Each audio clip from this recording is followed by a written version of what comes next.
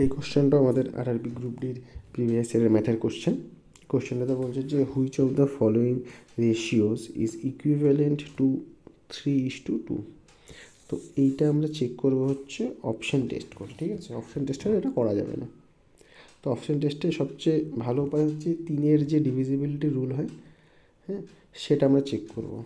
সেটা হচ্ছে যে কোনো সংখ্যা যদি এক্স আর ওয়াই কোনো যদি সংখ্যা হয়, তার যে ডিজিটের যে সাম হবে সেই সামটা যদি 3 দিয়ে যদি ভাগ করা যায়, তাহলে সেটা সংখ্যাটা 3 দিয়ে ভাগ করা যাবে। যেরকম এখানে প্রথম অপশানটা যদি চেক করি 5 আর 3, তাহলে কত হচ্ছে 5, 6, 7, 8।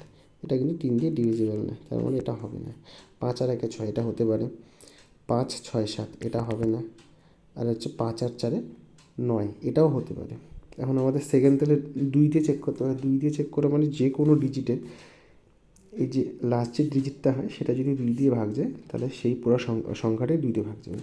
কিন্তু এখানে যেরকম 37 দেখছি, তো 7 তো আর ভাগ যায় না 2 দিয়ে, তার মানে এটা হবে না। তাহলে অ্যান্সার কী হয়ে যাবে? অ্যান্সার হয়ে যাবে আমাদের অপশান ডি। কারণ 36 আর 54 এটা দুটাই 2 দিয়ে আর 3 দিয়ে ভাগ যায়।